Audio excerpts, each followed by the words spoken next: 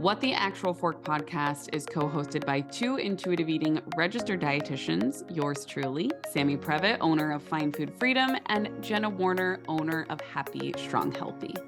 We can't stand diet culture bullshit and love keeping it real. Our mission is for all humans to believe that they are made for so much more than chasing a smaller body. We are also here to share with you that food can be fun and pleasurable again.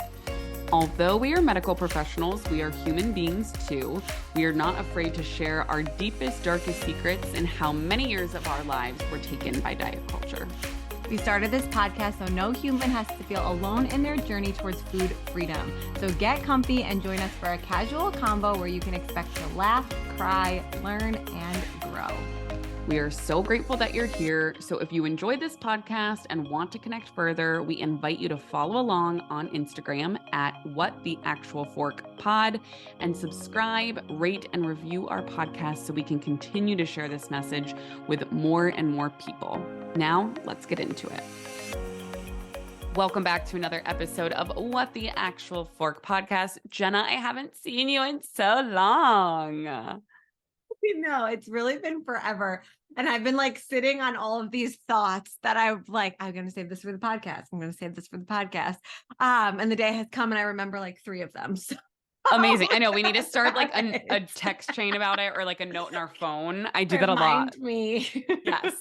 But okay, so I want to ask you your What the Actual Fork moment. But before I do, I want to read the latest 5-star review that we got. Good one. And I don't even know how to say the person's name because it's like Estasny. It could be like, you know how people use usernames. So it could be Estas, New York. Yeah, that's what I don't know if it's like NY. I don't know.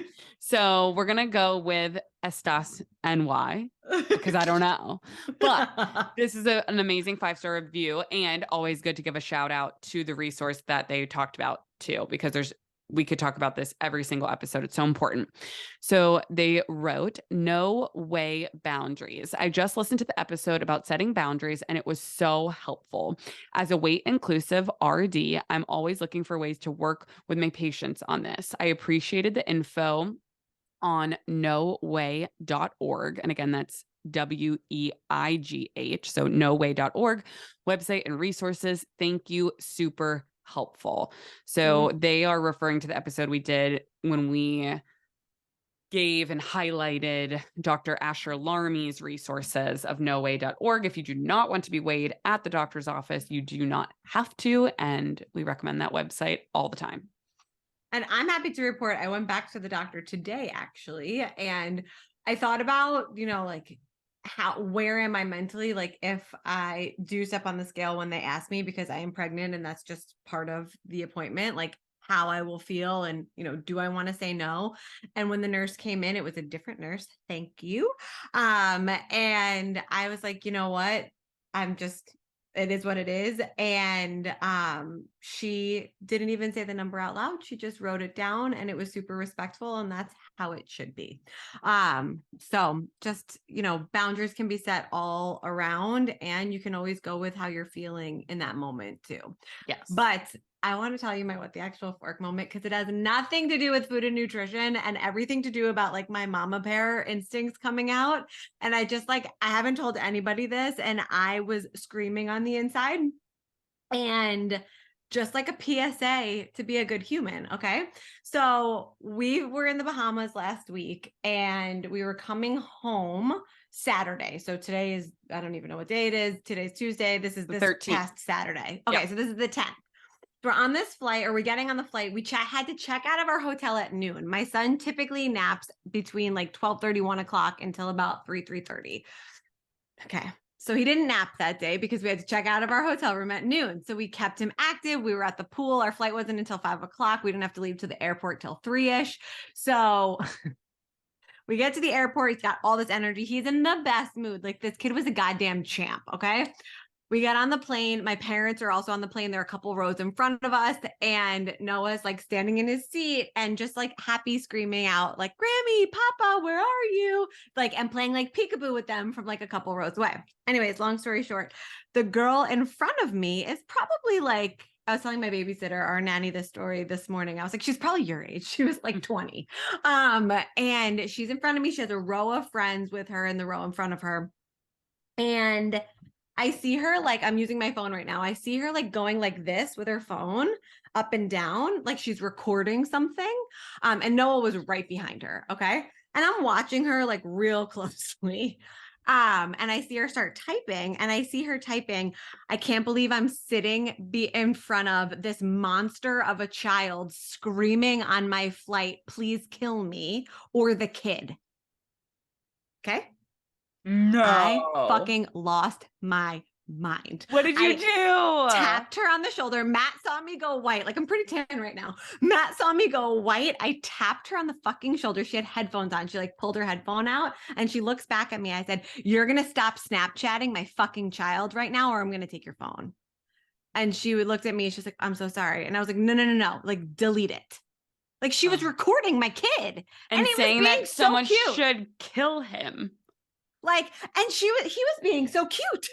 Like, it's not like he was like actually screaming or crying, which even if he was, doesn't matter because he's a child and he's allowed to do that. Hi to my mom and dad and playing peekaboo. And like, honestly, like trying to get this girl's attention to like say hello to her. Cause like he's in this phase right now where he's like, my name's Noah. What's your name? And so he was like trying to do that. I'm like getting itchy and sweaty thinking about this because I just think about like the stress that moms and parents undergo getting their kid on an airplane. And like, we don't need that. Also, like, that's illegal. Like, you're filming my son without my permission. And I told Matt, I was like, if that was on Instagram, I would have taken her phone and figured out like who she was and deleted everything. Because it was Snapchat, like because I saw like the interface, like I was like a little bit more okay with it. Yeah. Because I watched her like then stop. I watched her the whole rest of that fucking flight. Like she was right in front of me. I watched the whole thing. But I lost my mind. And I think, and Matt said to me, because I was like, I'm just going to record her. And he was like, don't risk like your career and platform for someone that doesn't matter. But like, I just think about how easy it is for somebody's entire life to change from a scenario like that. Mm-hmm. Like to be made an example of on an airplane, or like you see those stories go viral all the time. I was going to say, I'm thinking of like 3 right now that are of the same caliber, basically. Right. And it's very scary, and it's really scary because you don't know like what people are doing and looking at and how they're responding. And oh my goodness, my like spidey senses went up, and he was like, breathe. Like he was like his hands on my shoulder. Like, you have to calm down. But yeah, it was a lot. Anyways, do you have anything? I'm so sorry that crazy, happened. Right? And the kid slept the whole rest of the flight or watched his iPad. Like, he was an angel. I'm like, this could have gone so differently for you, woman. And like, I wouldn't have stopped him from hitting your chair if he was awake and a monster because you suck. But he was an angel. Like, I couldn't even believe it. Like, actual angel baby. What the actual fork, I actually did a quick TikTok on this, I think it was yesterday. I went out for a quick lunch and this like local spot, because I'm renting an office for when like construction days are really loud at our house. And I go up to the counter, and I actually have never gotten food here. It's like a smoothie / food place. So I've never ordered like solid food. I've always gotten smoothies. And they were like, he was like, so were you looking for something like healthy? And I was like, you picked the wrong girl. I'm like, motherfucker. But I did a video on how like just educating how it was so apparent that obviously and he was like a 20-year-old like beach bruh, like working at the counter, like college student, summertime, you know what I mean? So like what he deems healthy is different than what I deem healthy. But I was thinking about how like a comment like that would have made me super triggered, like back in the day, if I had my heart set on something, and then maybe he would have said that to me, and I would have been like, oh, I do need to get something that has like way less calories, or is only green, or whatever. Or is he going to judge what I do order? Yeah, like what the diet culture version of me thought was healthy, versus for me now, I'm in this stage of motherhood and life where like I've shared this before on previous podcasts, but my relationship with food is ebbing and flowing so much where it's just like food is not a priority when I have like my child and my job, and like I know I need to fuel and nourish myself. So any time that I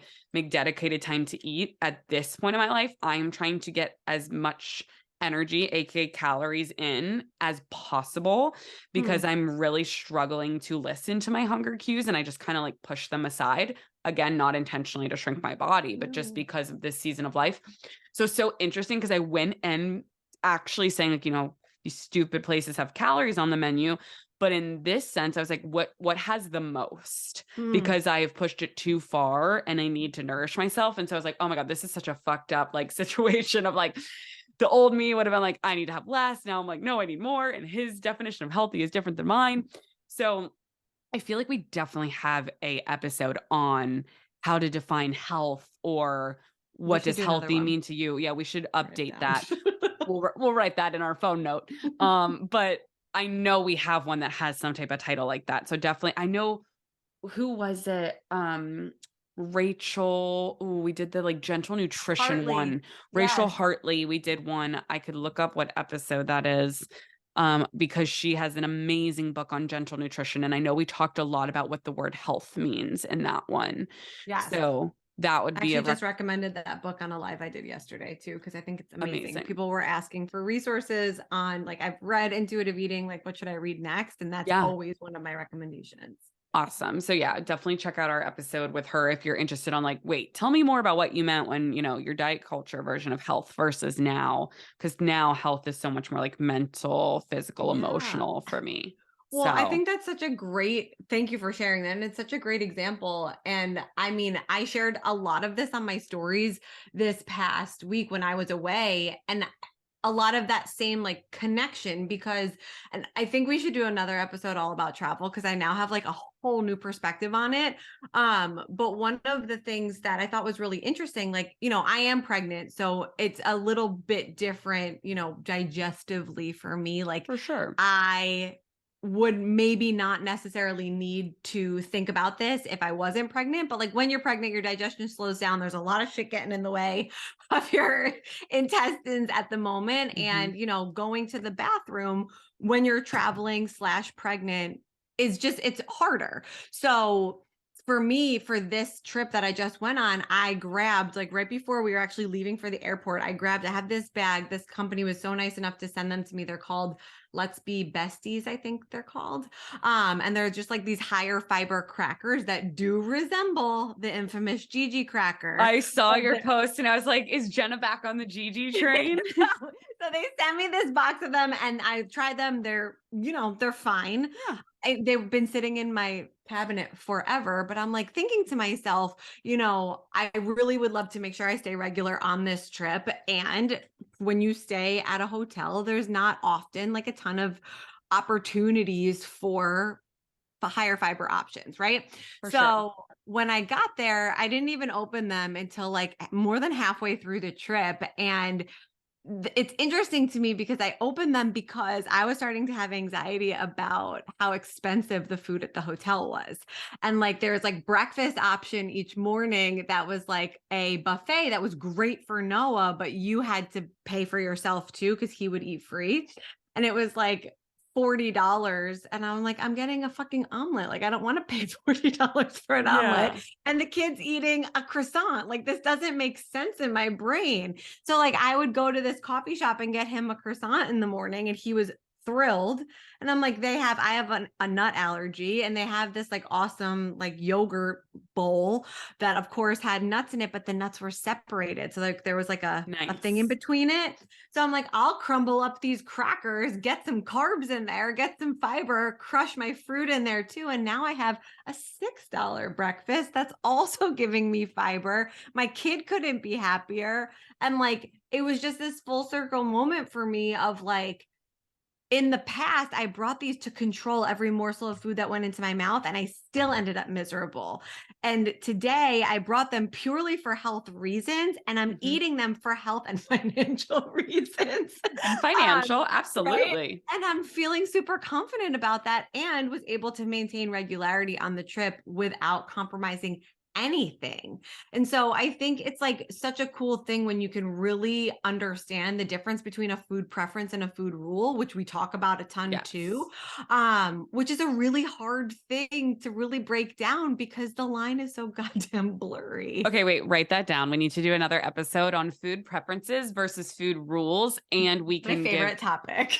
such good examples because we have 1,000 of them that we have done ourselves that again, now we're like, it's so different. It's so different of the reasoning, the intentions behind the preferences. Because I think as you're going through your own journey, you may feel like, and I don't want to put words in people's mouths, but for me personally, it made me feel like, well, am I ever going to be not allowed, but able to eat we'll talk about Lindsey, a salad ever again, right? Or is this just going to be something that always reminds me of, a past version of myself that I want to forget? And I think like that full circle moment for me was like, I'm never going to like grab for these things. Like I'm never going to crave them, but they could serve a purpose in my life that is different than what they did in the past. And that's like a pretty cool thing, like just to be neutral about. Yeah. And I think that's where there's a lot of misunderstanding about like food freedom and all, intuitive eating. If people think it's just eat the donut, just eating the donut. And it's like, oh no, you're not allowed to pack a high fiber cracker on your vacation. That's not food freedom. Disordered. Yeah. So it's, and Evelyn even like she confirmed this statement in our episode with her a couple episodes back. If you haven't listened to that one, that like the most confused people about intuitive eating are the ones that are saying just eat what you want whenever you want. Like it's not actually, that is perhaps part of it, but that's not the intention of following that lifestyle. Yes. Love that. Love that. Love that. Okay. Tying that with the bow as you are doing. So we need to talk about our amazing guest who we got into so many good things today. Talked a lot about sex and intimacy, which we haven't done on a lot of episodes. So, Linda, stop listening to this episode now. That's and mom. Linda is Jenna's mom. But Lindsey, you probably know her. If you are an elder millennial who is interested in dating, then you definitely know her. She is the founder of We Met at Acme. She's a native New Yorker and host of the We Met at Acme podcast, which has amassed over 7 million downloads since its creation in 2017. Lindsey also has a food blog called Don't Expect Salads, which we get into today with over 110,000 followers. And since creating We Met at Acme, Lindsey has expanded to touring over the country and also continues to host mixers and events around New York City. So if you are in the New York City area and looking to meet a potential partner, you definitely want to give We Met at Acme a follow on Instagram. And you guys are good to hear like the origin story of what Acme she's talking about, because Sam and I didn't know. And also the topics today are really about dating and health, body image, and your own relationship with food and dating in general. And we talk a lot about confidence, which I think is something that we don't really touch on in the episodes or in typical episodes at all, but it's super important, relevant, and it was a really great conversation. Yeah. And I feel like you and I shared a lot of like personal stuff on this episode that because we're always talking about relationship with food and body, but our own relationships with our now husbands and where we were with our own relationships with food and body then versus where we are now, which is really cool to see. And the most embarrassing thing that I did on my first date with my now husband. You'll just have to listen. Oh, I love that. All right. Well, then let's get into it. Hide. Holler if you need me. Thank you, Andrea. Perfect. And then Lindsey, I forgot to tell you, we'll do your bio like after you leave. So we're just going to really start talking and then we'll intro you separately. Jenna, do you want me to kick it off? Sure. All right. Well, Lindsey, thank you so much for being here with us today virtually. We're excited to have you. Thank you so much for having me. Yes, I am actually really excited for this episode because believe it or not, I don't know the come to story of We Met at Acme and how your podcast started. So I'm excited to hear that. But before we get into all things Lindsey, We Met at Acme, Don't Expect Salads, which we'll also talk about. Love that account. Yes. Would love to hear from you if you've seen anything lately in the media, we always start our podcast with a what the actual fork moment. So something that stops you in your tracks and makes you say, like, what the actual fork is this shit? So anything related to nutrition, body image, dieting, just crazy stuff in the media. Mm. I mean, it's always something, as you guys know best. Recently I saw, so you know when you're following someone and they're like totally neutral and then they kind of like change their platform and start saying things that you did not sign up for, and then you're like, oh no, like this dialogue I didn't intend to follow, but this person I'm following just became a dietitian and decided to tell me her thoughts and whatever. That happened to me recently. Like a girl that I think is so sweet and like normal. And I still think that she's sweet and normal, but she just started posting like graphics about like infographics that she created. And one of them is like, you should be counting your calories. And I'm just like, please stay out of my feed. Like, I was following you because like you're friends with my, ex-boyfriend, and like we became friends during that. But now all of a sudden this is like so to me that's like, what? Because that's not something that like I would ever do. And I just hated that. And like it's not anything crazy or different, and it's probably not exciting, of a story, but I was just like, no, this is really annoying. I don't want to be told that in my feed, which is supposed to be like, you know, fun times and babies and all the things. It's so funny you say that because somebody messaged me yesterday and was like, have you, and I won't drop the name, but have you seen the updates to so-and-so's account? Like all of a sudden she's XYZ. And I was like, unfollow, just unfollow. But I was just getting lost in your Don't Expect Salads page because I didn't know that existed. I apologize and need to hear just more about you, Lindsey, for oh my God. just like how all of these incredible pages came to be. I mean, between the three of them, you have like 500,000 followers on here. And the accounts are so different. And I would just love to hear just a little bit more about you and how it all started. Totally. So just like a little background on me, I'm 32. I'm married from New York. And when I was growing up, my parents, they never gave us vegetables. Like they were not the parents that were like, here's a plate of like, chicken and pasta and broccoli.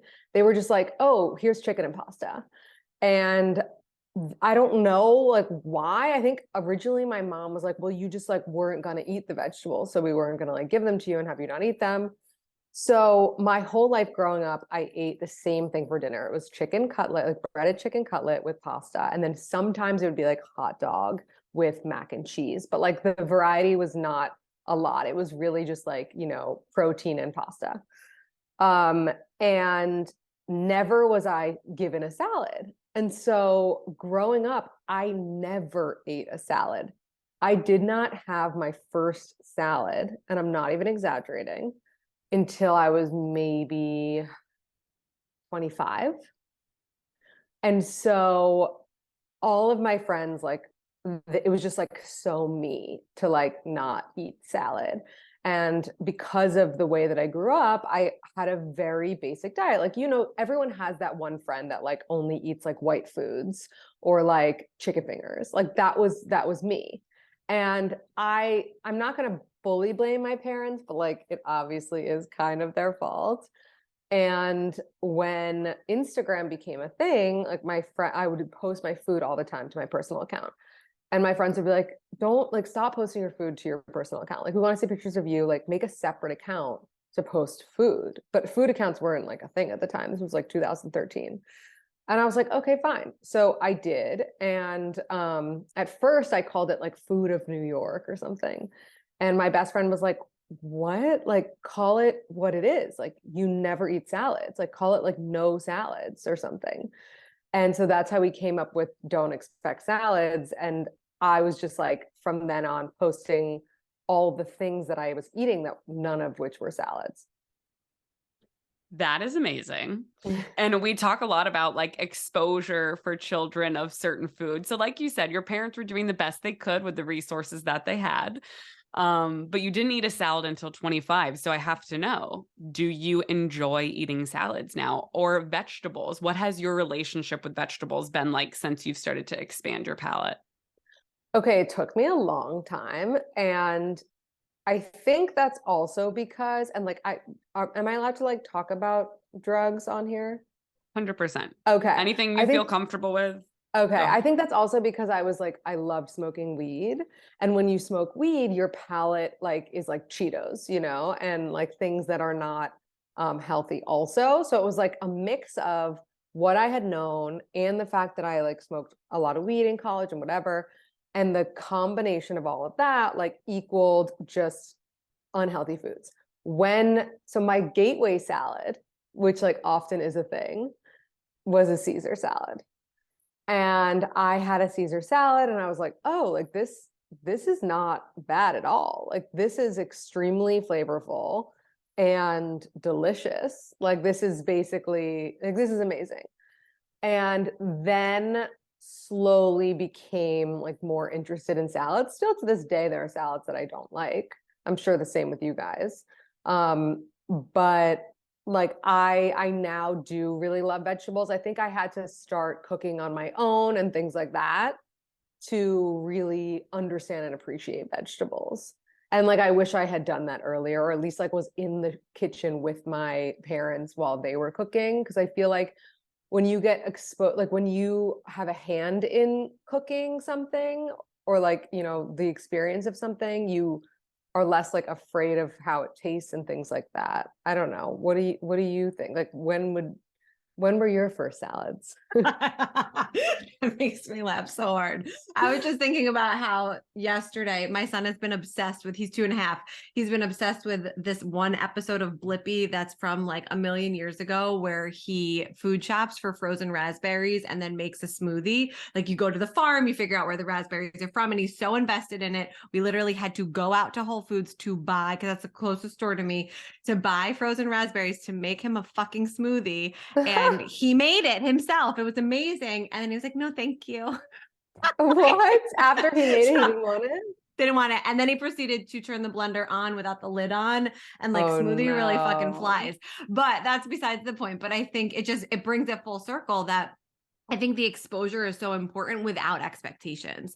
Like the fact that he's interested in it is incredible, and like eventually will lead to him trying it and maybe liking it. But like food, like a raspberry to him is one thing. A raspberry blended up was like a no, thank you. Even, you know, so it comes down to texture and pickiness and choice and like all the things. So 100%. I don't remember when my salad was though. Probably I know, I before wish 25. but like yeah, definitely before 25. But like my mom, who did the majority of the grocery shopping in our home, like only bought iceberg lettuce. Like I don't think I had like spinach until I was probably well into my 20s. Like I was an Oh wow. iceberg lettuce girl through and through. Which Yeah. I still love a good iceberg, like that crunch. Oh, such a Or crunchy romaine. Like salad. I've been on a Caesar salad kick. So when you said Caesar, I was like, oh, that sounds so good right now. Yeah.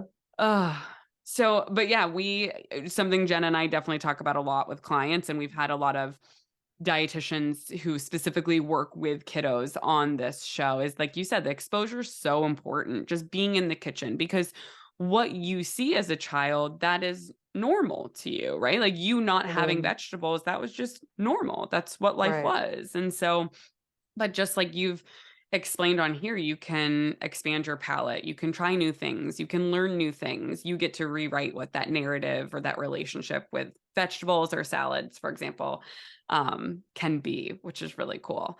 So that explains the Don't Expect Salads account, which has beautiful food on it. Now let's talk about We Met at Acme, because like you said, you're married now.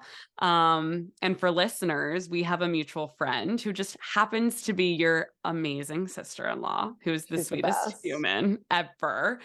So talk to us about how We Met at Acme started and how it's evolved over the years too. So then fast forward to a world where I am eating salads. and dating. And I was always, obsessed with relationships and just like how they work. I was kind of a serial monogamist. And I was just like fascinated by people's stories of how they met and all that stuff. And I was admittedly a little boy crazy because I went to an all girls school growing up. And so like I just didn't have it. So I wanted it. And when I turned 27, I was dumped on my birthday. And it was like out of nowhere. And keep in mind, like at this point, I was like the person everyone went to in my friend group for like boy advice. So I was like, oh my God, like clearly I know nothing about this subject that I think I know everything about. And so I was like, I need to start talking to people. And so I had like a friend come over and we recorded our conversation, and it was so unscripted. Like not that it's scripted now, but it was just very much like off the cuff then. And we recorded it and I released it as my first episode. And I had no idea even what a podcast was at the time. Like there was only like Serial, that podcast about like, that murder. And so I didn't think anyone was going to listen to it. Like I was naming names of people that I know. And then all of a sudden, like people were listening and I was like, oh my God, this is crazy. And so since then, We Met at Acme has bloomed into like a more legitimate dating podcast where we have like therapists and dating coaches and all sorts of people talking about all things dating and more. And so it's been really fun. I've learned so much. That's so awesome. I feel like the name too is so amazing that I have to know like what is the root of it. The root of the name at the time, there still is, there's this club called Acme in New York City. And I was going out there and like meeting people, no one like legit, but people that I would like, hook up with and whatever. And I just thought it was like, We Met At was like, oh, it's obviously a dating podcast. And then like Acme, it's like, oh, it's the place that we're all going out. So I don't know. I just thought it sounded fun. Like it made no sense really, but then it made sense and it sounded right. Well, the asshole dietitian in me thought it was Same. the grocery store. Same. Do you get that Everyone all the time? does. Mm-hmm. Okay. Everyone does. Everyone does. It's so funny because Acme's so like much better. Acme's a grocery store. Acme is like a locks brand. Like Acme is so many things. Wait, like you need to get a paid ad from Acme supermarkets though, because how many people probably are like shopping there because they're like, well, Lindsey met someone here. Like I agree. I think about the one in Hoboken. Remember Same. I lived one? right by it. My car got towed right outside of it. Oh, that's flashbacks. So funny.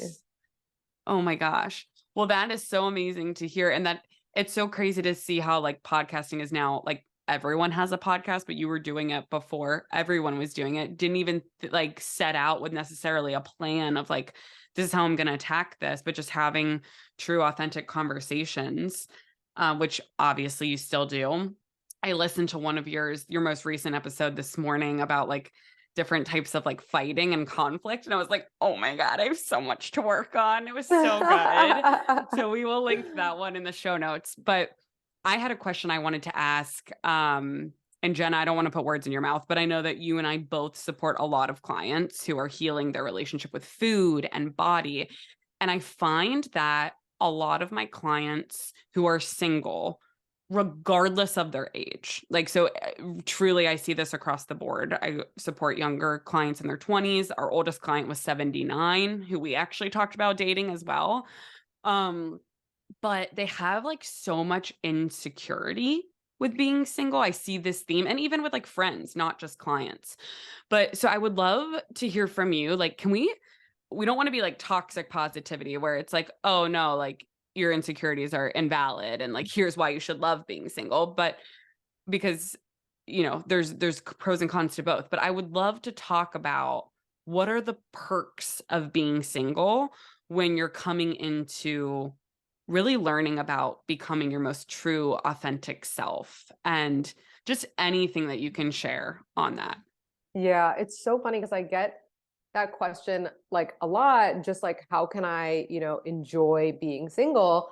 And I do think it's so important to enjoy it. And again, like, don't want to be toxically positive either, but it really is the kind of thing that like, if you, wait, I think I have to sneeze. Hold on. Oh my God. It's one of those things where, hold on. That's the worst feeling. Oh my God God. bless you. Bless you. It's because you said it out loud. I know. I know. Okay. No, so I don't want to be like toxically positive either, but it really is one of those things that like, if you enjoy it more, that comes through versus you hating being single and hating your single self and going out on dates. And like, that will come through to people. There are so many amazing things about being single. And I understand that I'm saying this from a married perspective, but when I was single, I loved every second of it too. And the reason is because I'm such a curious person, and I'm sure you guys are too. You have a podcast. All I wanted to do was like learn different things about different people.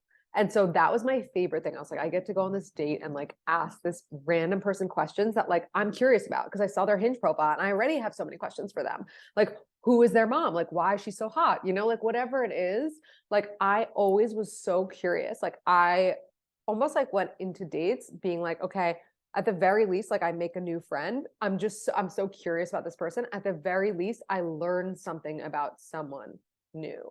And then I also think just like freedom wise, being single is so fun because like think about, you know, where you guys are, you have kids and like you have a family and you have to think about that all the time. And like when you're single, you literally can be as selfish as you want. Like it is about you. If you want to go see a movie for 3 hours one night and like, because you can, then you do that. You know, if you want to go get a massage after work, like you do that. If you want to go home with the bartender, guess what? You don't have any guilty conscience, you know? And so I think it's more about like focusing on the positives. And I always also say like, if you do, let's say, meet your person in a month and you're 32, you're going to spend the rest of your life, hopefully, you know, with that person. And so like, you're going to have plenty of time to not be single. You only might have like a month left in your singleness, you know? So it's like, live it up because in no time it will be gone. And like, you'll be like, I was rushing through this thing. There are so many things that I've learned through podcasting specifically of like, God, I wish I knew that when I was in my 20s. Yes, there's so much. I was like, I wish I like did all this work on myself before finding my person. But I also always consider myself a selfish person, but like I wasn't selfish enough because now I'm like, I would die to go to the movies by myself. Right. Well, how old were you guys when you met your partners? I was really young. I met my now husband when I was 23, turning 24. And yeah, you're. And I feel like I'm like, wait, like I'm the like, same. I was like, Jenna, how old was I? I was literally going to come to you because Right. Jenna was my You were boss like at the time. 22. Yeah, you were right out of college. Yeah, right out. I think 23 because it was like after the dietetic internship. Yeah. But that was going to be my question for you, Lindsay. When you met Steven, were you already going to therapy and like, I know you said you've always been a curious person, but were you very self-aware of your behaviors and your mental health and all of those things? Or do you feel like it was a younger version of you who's evolved in your marriage? That's such a great question. And I feel like there's two people. There's like the you guys who like meet your partner early and like you work on yourself in that relationship and like grow together. And then there's me and Steven. We met when we were 29 and I had done so much work on myself. I am positive that Steven would not have been maybe like physically, but not emotionally attracted to me if we had met like a few years earlier, even a year earlier, probably, because I had done so much inner work and I was a completely different person meeting him than I would have been at 25, which is ironically when I actually did meet him for the first time, but like in passing.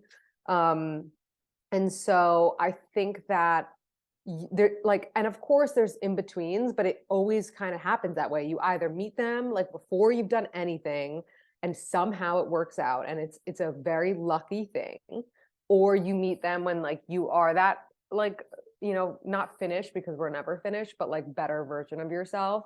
And you're more self-aware. And I feel like when I met him, I was like, I deserve him. Do you know what I mean? Because I had done the work. That is so cool and so beautiful to hear. Jen, I'm handing it over to you. No, I was just going to say, it puts so much into perspective because my husband and we actually had this conversation while we were away last week. And like, he's been working on himself a ton more recently. We're pregnant with number 2 right now. And he's like all into this like thank you, with like meditation journey and whatever else. And he like said to me, he's like, I really don't know like how you stayed with me. Cause I was a fucking disaster when we and I was like, well, because I was too. Like, and so just hearing you say that and like the growth and evolution of our relationship is it's just very on point with what you said. I would love to hear, because I have one to share, just like before we get into the good stuff and the chunk of this episode, like what is the craziest? And I know your Instagram account is so engaged. You have people responding to everything. Like, what is the craziest dating story that you've heard? Oh my God. There's so many. There okay. There used to be this like viral guy in New York who, it's so gross. So I'm just warning you, like trigger warning, poop. We talk about poop all the time on this podcast with stomach bugs floating around our home. So let it rip, literally. There was a guy who had like a poop fetish, like, and he used to put something in like the girl's drink at dinner that like made her shit herself. And he would like always make the dinner or like the drinks like right next to his apartment. So they'd be like, oh, I really don't feel well. And he'd be like, oh, my apartment's like right upstairs. Like somehow coerce them into like shitting in his apartment. And it's like this disgusting, I bet it's still on my highlights somewhere because it's so crazy. He did it to like a bajillion girls in New York City. And it was the most disgusting thing. And I don't know how he got away with it. Wait, I need to find this. Let me see if it's still I was going to ask, like, did any girls like expose a picture of him or expose his account, or did he stay under like a separate poop disguise? Did, actually, I think they did, and I think it's in this highlight. I'm gonna look for it. Oh my gosh.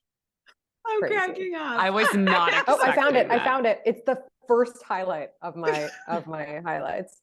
I need to look at it now. This is crazy. Okay, he lives on the Upper East Side. Okay. He takes these girls out in New York City. He wines and dines them, and then he slips laxatives into their drink so they shit their pants because he has a fetish for it. He lives in the Upper East Side, and he'll be like, oh my God, what's wrong? Let me take care of you. I have a washer dryer. And then girls have apparently, guys, this is bad. You're going to throw up. It's all right. And then girls have apparently walked in on him eating their underwear. What? Oh my God. Wait, the highlight is like long. There's like 12 people. So it's like once you kind of posted about it, then people started like being like, writing this happened to me, Glamour, this happened to me. Glamour wrote an article about it. Oh, how horrifying is that? There's a new TV show on Hulu about like the age of influence and all the things that can be exposed. I feel like they should have done an episode on this. They need to. It's not too late. If you're listening from Age of Influence. Okay, so a clear red flag would be walking in on a guy eating your shit-filled underwear. But Jenna, I'm going to pass it over to you to ask whatever question you had teed up next. So I think just like knowing that we are a food freedom based podcast and knowing that body image and a person's individual relationship with food is so tied to their relationship with their self and self-confidence in a lot of ways. I would just love to just open the dialogue between the three of us about just how those two things connect to somebody's ability to put themselves out there and their dating in general. I think this could also go into like a sex life conversation too, because I know when someone is not feeling confident in themselves and their body or their relationship with self, their ability to want to be naked in front of somebody else is also very different. So just from your professional opinion or expertise, or just what you've seen or conversations that you've had, like how that connects. Yeah, and for some reason, I just got triggered thinking about the Vanderpump Rules reunion when he was like, "You left your t-shirt on during sex." I don't know if you guys have talked about that yet, but that is jail for saying that. I do get this question a lot of kind of like, I don't feel like I don't feel good in my body right now. Should I be dating? Like, I'm not feeling secure.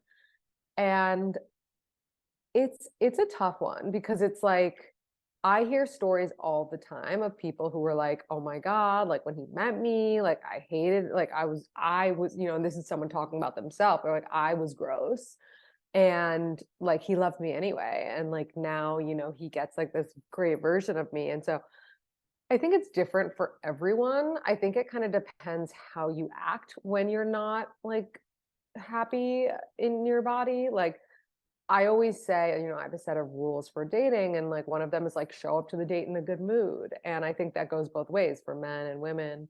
And if you're not going to show up to the date in a good mood because you hate yourself and the way you look, then like you probably shouldn't be dating, because when we're dating, we want someone who's going to like make our lives better and easier. And if you're someone that like brings other people down when you hate yourself, then definitely I would say don't date. But if you like can kind of accept like I'm not feeling my best tonight, but like I still want to meet someone, and like I still want to, I'm still curious about people, and I'm still, worthy of dating. And I think it's all about like, your attitude and your acceptance of yourself. And if you are at a place where you're like rejecting yourself, I feel like it's going to be much harder to date, because that will come through. Like the same thing with like hating being single. Like don't go out if you hate being single, but go out if you accept being single and like understand the positives of being single. And it's like the same kind of thing. I don't know. What do you guys think? Jenna, I was going to say, I'll give it to you first. I totally agree with you. I do think of myself in that situation when you said that, because that I was more like what you spoke about when you said you've heard people say, I hated myself, and yet I still met this person who thought I was beautiful, but I hated my own body so much. And so that's definitely when I met my now husband. At the time, I was so disordered with my relationship with food and body, and I would binge drink and self-sabotage and do all of these things. So again, from a lived experience perspective, I'm like, still go, but then the professional hat comes on, like the certified intuitive eating counselor hat comes on. And I also wonder about this for myself. I think I pull what ifs out all the time. Like, what if, like more of a Lindsey situation where what if I was in a dating scene when I had already done the self-work? Like, you just play those what if scenarios in your head, because would it have been so different? So I think that my advice to someone would be still put yourself out there. But like you said, if you don't feel like you're in a good mood that night, you can always cancel the date. But what if, in addition to dating, you were also working with a professional to heal your relationship with your body? Because I think how we act about ourselves, what energy we put out there, we attract. And like you said, you want to find someone that makes you feel better, adds to your life. And so if you love yourself, then it's going to create such a better relationship for everyone involved.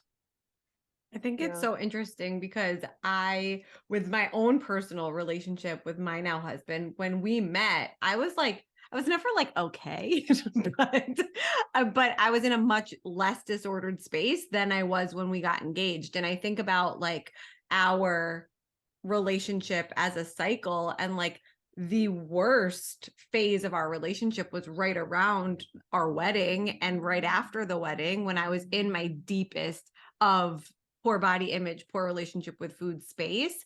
But like when we met, we always joke, like on our first date, I actually ordered 2 dinners because I was so fucking poor that I was like, we're at my favorite restaurant in Hoboken and I would like to get one to go. That's amazing. Somehow That's he so stayed with ballsy. me. Like, I love that for you. That's He tells people this incredible. story all the time, and I was like, I would never do that now. Like, I don't know who that person was. But you know, I think about like us sharing like a pasta meal or going to that Italian restaurant together then, and I was so confident in myself and my relationship with food at that time, and then that spiral of the less confidence and how it impacted our relationship over anything else. Like we couldn't share drinks together. We didn't share meals out together because I was so restrictive, quote unquote, and like pulling back on so much that I lost so much of the joy of dating. So I think Right. my answer for that would be, you know, understanding that the person that you are meant to be with is seeing your inside and your outside, and like your confidence in yourself and your relationship with food is a reflection on your relationship with your partner too. Yeah. Wait, I'm so curious, Jenna. You mentioned like your wedding being like a darker time.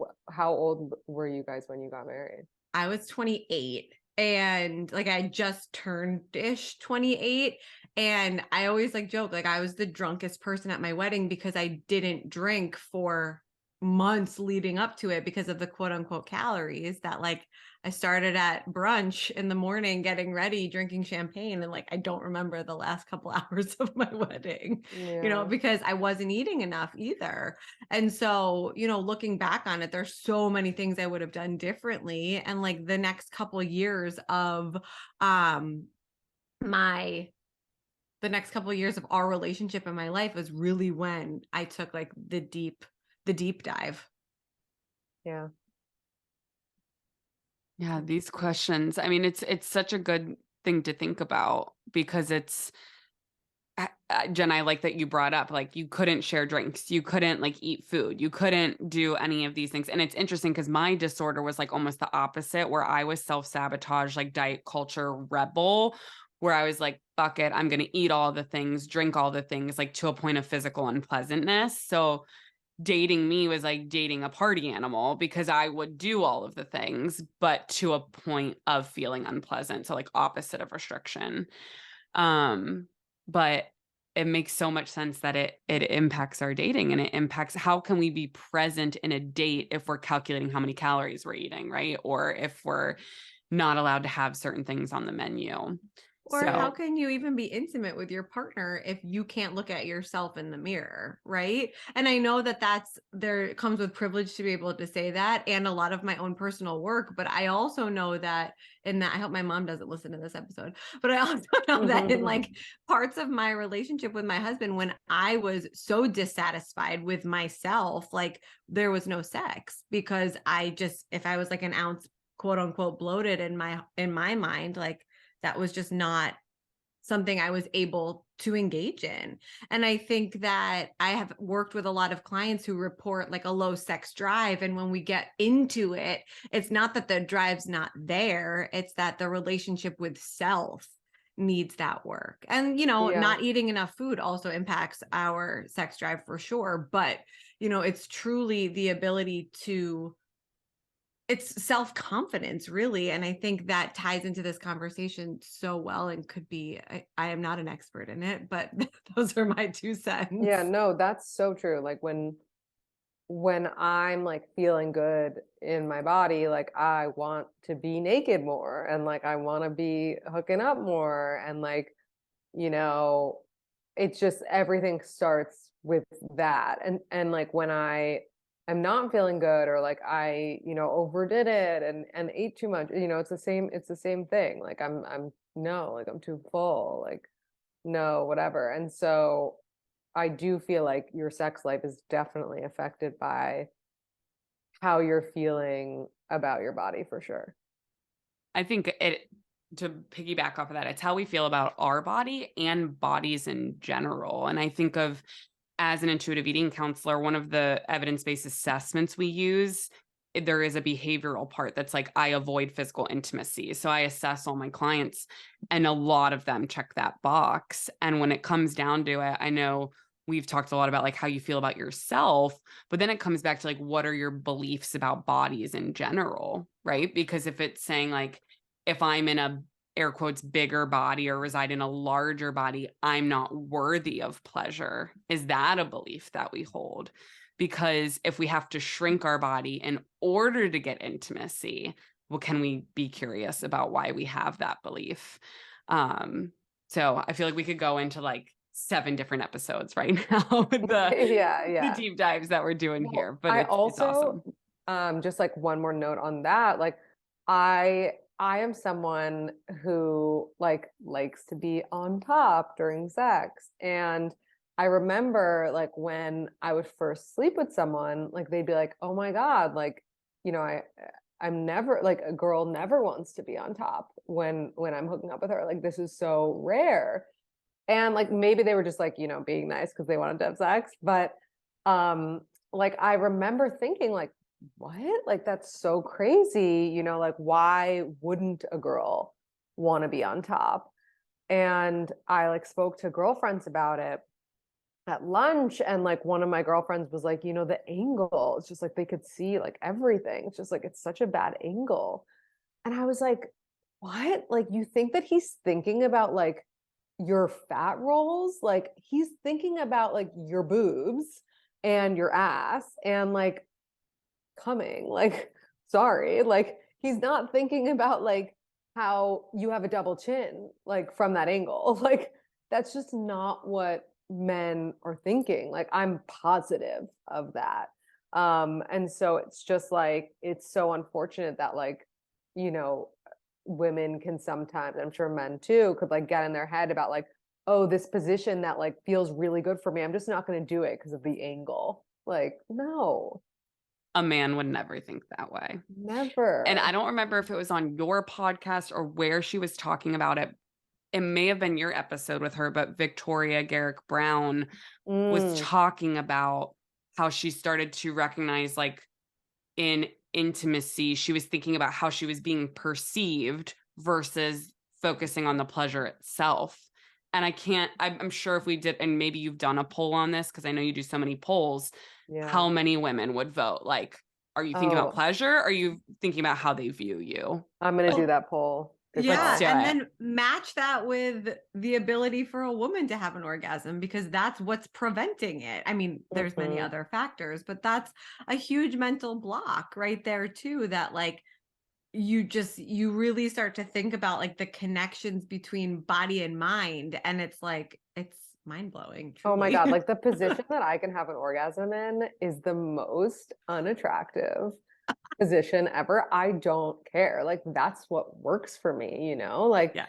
And if I did the one position where like, you know, like, I don't know if you guys know what I'm saying here, but like, you know, when like, you're I'm on a pretzel. top, Like, I really hope my sister-in-law isn't listening to this episode now. We'll tell Dana Green to skip this part. Literally. This, but like, Dana. you know, when you're on top and like, you kind of like go back a little bit, like that is, you know, probably in some people's minds, like a really flattering position, right? You can't orgasm from that position. Like, you have to be hunched over, like, you know, like Gollum, if you really want to like have an orgasm. And so like, it does definitely restrict you from the pleasure that you deserve to be caring what you look like. Yes. And I think, I mean, not to like wrap this up into a bow, because we never do that. But I think from the perspective of like everything that we're saying, there's never a bad time to start evaluating your relationship with not only your sex life, but also your body, your relationship with food, and how that could be preventing pleasure in like so many different areas of your life, that maybe you were blaming a lack of relationship or whatever else on something completely different. And it could be as easy as, it's not easy, but it could be as simple as starting with stopping ignoring the thoughts that are bubbling up about yourself and start like, honoring them and, you know, working with somebody to work through them instead of ignoring them. Yeah. I love that. All right. So my last question for you, Lindsey, and then Jenna, we'll make sure you don't have any last questions.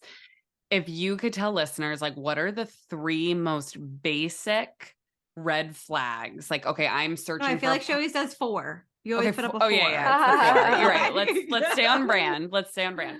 So give us like 4, and they don't have to be the most, but I know you see these all the time, and I'm sure with all your polls. What are 4 red flags if someone is single and dating and just kind of casually dating, or they've met a new partner? What are 4 red flags to look out for? So some of these you're going to be like, oh, this is just obvious, but you'd be surprised. I would say number 1, like how they treat people who can do nothing for them is so important. You know, like wait staff, a doorman, person like in front of them in the subway. I would say number 2, and this is more for like if you're a woman dating men, but like how they treat the women in their lives, like what their relationship is like with the women in their lives. I always find it to be a very big red flag when like you're dating a man who has a sister, but they're like not close with her at all, but like the sister's perfectly normal. I don't want to say like man and their mom relationship because that can always be complicated. I try not to judge that one too much. I would say number 3 is how they talk about their exes and like their past. And if they're like, oh yeah, she was so crazy, she was such a bitch, like they're probably the problem. And then I would say number 4 is like their outlook on like how like on working on themselves or lack thereof, like their self-awareness. You know, many guys are anti-therapy, and it's like unfortunate. And I wouldn't say it's a deal breaker, but it's like, okay, so what do you do to work on yourself if you're anti-therapy? And like, let's hope they have a good answer to that, or at least like explain why they're anti-therapy. But I would say those 4. I love that. They're amazing. I have no outstanding questions except where is the preferred place for people to find you? So many different places, but you can find me wherever you listen to podcasts at We Met at Acme. If you don't expect salads, you can follow Don't Expect Salads to see not salads. Except I do a series sometimes called non-salad salads, which are like salads that basically are cheeseburgers. You know what I'm talking about. So good. The best kind of salad. I was going to say, that's the kind of salad we want to be eating. Well, thank you, Lindsey, so much for being here with us. I'm super excited to share this episode because we haven't really talked a lot about physical intimacy on this podcast. So this will be a good one. So important. Yeah, I think we skip over it because I skip over it because my mom listens to the podcast. So does mine. Hi, Mom. Thank you so much, Lindsey. Thank you guys so much. Thank you guys so much for listening to another episode of What the Actual Fork Pod. We know there are a lot of pods out there, and we are so grateful that you are here listening with us. So if you enjoyed today's episode, please be sure to subscribe, like, share with all of your friends and faves, and don't forget to rate and review and let us know what you want to hear more of. The more we hear from you, the more that we can make these episodes exactly what you want. We would also love to connect with you on Instagram at WhatTheActualForkPod. We promise to continue to bring you the hottest topics, greatest guests, and the most fun you can possibly have fighting diet culture bullshit. We love you, we appreciate you, and we will see you next week for more fun.